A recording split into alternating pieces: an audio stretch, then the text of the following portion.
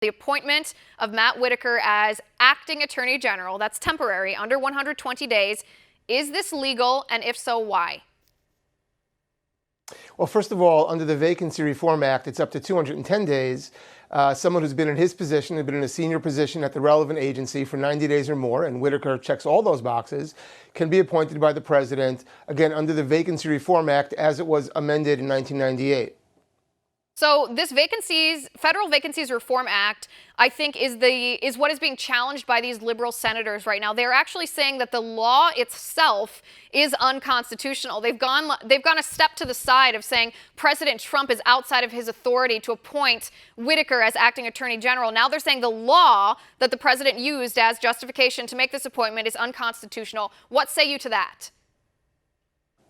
Well, look, I mean, this is relatively unsettled law, and there certainly is precedent you could point to, as you just did in the intro, that says this is clearly the president's decision. And let's look at first principles. First principles are that the president gets to make this choice. Elections have consequences. He is the chief executive of the executive branch, and he gets to choose whom he wants. That said, the Senate does have an important advise and consent role. But let's look at it. Look at the kind of rhetoric coming out of these senators and look at what they're saying. This is all political theater. I mean, they had an advise and consent responsibility for Brett Kavanaugh, and they turned that into a disastrous political theater that so far moved away from what the Constitution expected. So the truth is, to the degree that the president should be able to choose who the president wants, that's definitely what underlies this choice. To the degree that the Senate is supposed to do advise and consent, it seems that what they're doing is disrupt and condemn.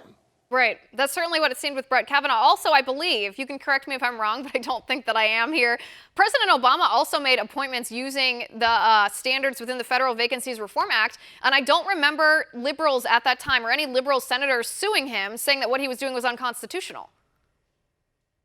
Oh, Liz, you know that if the president had picked someone that they love, they wouldn't have a problem with this either. The problem is not the law. This is all political theater from beginning to end. That said, we can't avoid the fact this is somewhat unsettled law. And this president, God bless him, he likes to push the envelope to see, well, let's see, if the law is unsettled, I'm going to test it out. So he's testing this out, and I believe the merits are with him. We'll have to wait and see. But I believe the merits are clearly with him. But the kind of rhetoric coming out of Democrats suggesting that this is unconstitutional, it's clearly unconstitutional, he's violating that's nonsense. And they know it's nonsense, by the way. They know that there's every reasonable judgment here to be made that this is exactly correct. And by the way, when others point to Rod Rosenstein under a different law, under the Succession Act, who would get it had the president not chosen someone, I mean, how could they possibly look at that and not say someone who's even more conflicted over the issue that they keep on focusing on, which is the Mueller investigation? They're making believe that's the only thing going on at the Department of Justice, when the fact is, it is a massive department, and he'll be overseeing endless responsibilities that have nothing to do with Mueller.